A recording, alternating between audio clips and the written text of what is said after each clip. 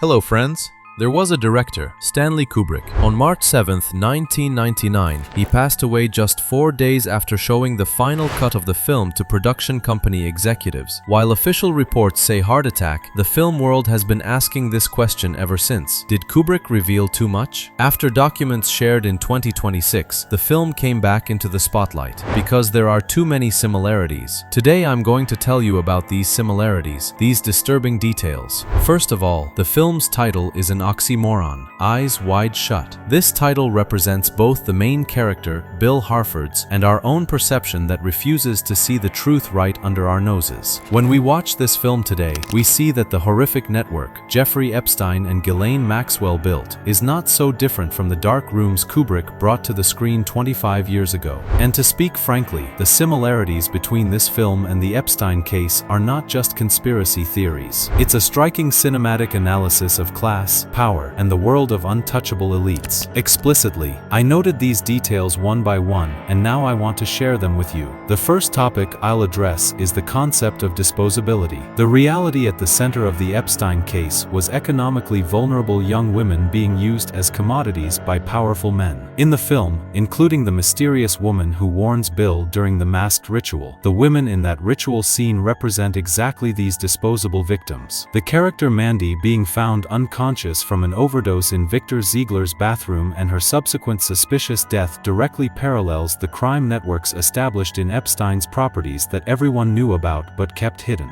The mansion scenes at the visual center of the film were shot at Mentmore Towers, built in real life for the Rothschild family. The fact that criminals hiding behind glittering wealth like Epstein and Maxwell lived lives filled with highly secure and secret rituals like the masked society in the film proves how accurately Kubrick portrayed power structures. And one of the most striking and disturbing moments in the film is that implication about trafficking. Human trafficking, the darkest aspect of the Epstein scandal, is portrayed in the film through the daughter of costume shop owner Milich. The disturbing shamelessness with which the character markets his underage daughter to older men is one of the most obvious Epstein-like sequences in the film. The daughter's whisper in Bill's ear, "You should get a cloak lined with fur," symbolizes the desire to be accepted into the world of elites as a symbol of royalty and high status. The film's finale takes place in a toy store, and this scene contains a dark implication that the elites are buying not just today but future generations as well. Bill and Alice's daughter, Helena, being led away by two elderly men seen at the party at the beginning of the film is one of the most striking details symbolizing the seizure of this power over children. But there's an even more disturbing detail many viewers miss. Throughout the final 5 to 10 minutes in the toy store, we regularly hear Helena interrupting her parents' conversation, running around, showing them toys, normal behavior for an energetic child. Then, after the scene where Helena shows her parents a Barbie doll, we return to Alice and Bill's conversation for the remaining 3 minutes of the film, completely uninterrupted. Think about it. A young, energetic child, in a toy store of all places, suddenly goes completely silent for an extended period. Where did Helena go? She wouldn't wander off. The film clearly establishes she loves showing toys to her parents. The implication is chilling. The cult members took her. This is the second warning to Bill. Perhaps this is Eyes Wide Shut's most hidden, most disturbing ending. And here's another detail that's impossible to unsee once you notice it. There's a painting above Helena's bed that literally spells out sex. You can't see it unless you're looking for it, but when you become awake, like Bill and Alice, you'll see the painting right above her bed. It's been there the entire time, hiding in plain sight, just like everything else in this film. Some theories suggest that the studio cut some scenes at the end of the film to soften this dark message, which I'll discuss in the later parts of this video. The next point is about Fidelio, the silencing mechanism. In those documents, there's a 58-point handbook specifically about this silence. And the most striking of these points, be silent, don't speak,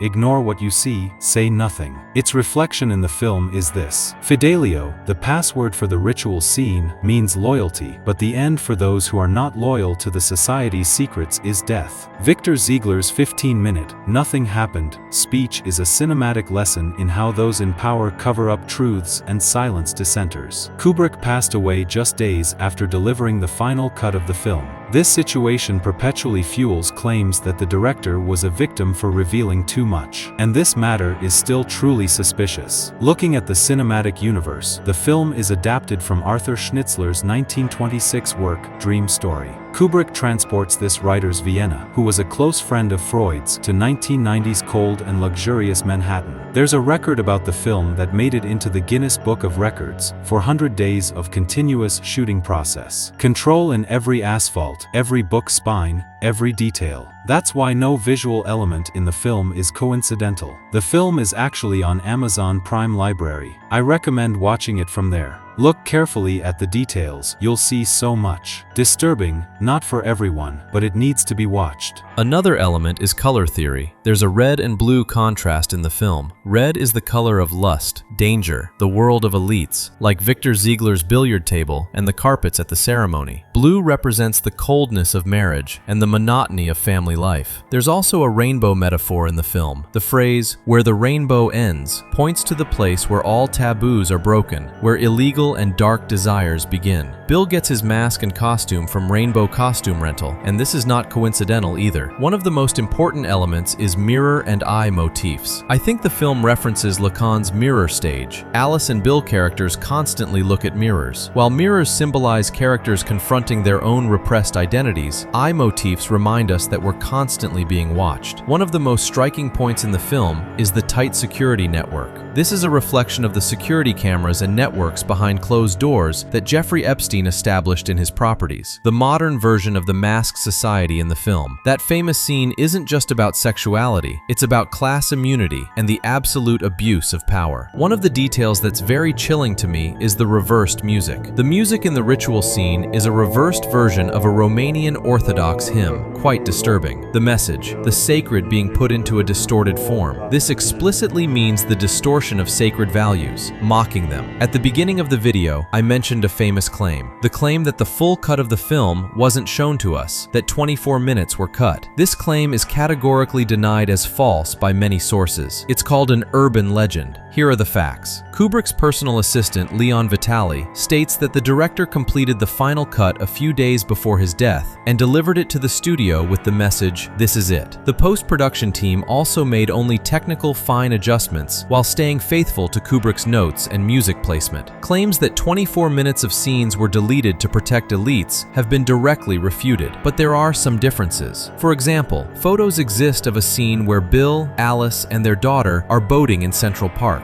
but this scene wasn't included in the edit. Also, there's a storyboard prepared for Alice's character in that ritual scene, but this scene was never filmed. Warner Brothers had to obscure some explicit images in certain scenes with digital figures, so the film could get a certain rating in America. But in the European version, these digital figures aren't there. According to some claims, Kubrick showed the film to Warner Brothers executives 4 days before his death and had a heated argument with them about not changing the edit. This situation fuels the belief that the film was softened by the studio. There's no official evidence, but does no official evidence mean it didn't happen? I don't think so. When we combine Kubrick's film with the Epstein case, we don't just get a cinematic work. We get a text that shines light on the darkest corners of modern society. The lessons we should learn. 1. The immunity of power and open secrets. The Epstein case proved to us the reality that the most powerful political and business world figures can operate above the law. In the film, the Victor Ziegler character represents how money destroys moral boundaries. Lesson: institutions grant privileges to the wealthy as part of the system, and this darkness can only be ended with a collective awakening. 2. Human commodification. In the film, Bill Harford thinks he can buy everything with money, but in the end, he realizes that he and his family are nothing more than toys for the top elites. The victims on Epstein's private island are also seen as disposable objects because they're economically vulnerable. Lesson: at the extreme point of capitalism, even human life becomes a commodity. 3. The price of living with eyes wide shut. The film's title summarizes our state of refusing to see the truth right under our noses. Society chooses chooses to close its eyes to the dark world of elites so as not to disturb its comfort. The Epstein case lasted for years because society and institutions looked the other way. The first complaint was in 1996, but did everything start in 1996? Of course not. And the most disturbing? Future generations being in danger. The toy store scene at the film's finale carries a heavy implication that the elites control not just today, but the future that children represent. Lesson: parents can unknowingly push their children into this wheel in their own status pursuit. When Kubrick delivered the cut of this film in 1999 and closed his eyes to life, he didn't just tell us a story of loyalty, he left us the masks behind that curtain, the reversed rituals echoing in the cold corridors of Mentmore towers, that corruption and the horrific silence that money can buy. Years later, when the Epstein case broke, we confronted a much darker reality than the fictional world Kubrick created. Private islands replaced masked balls, flight logs replaced passwords, but the mechanism was the same: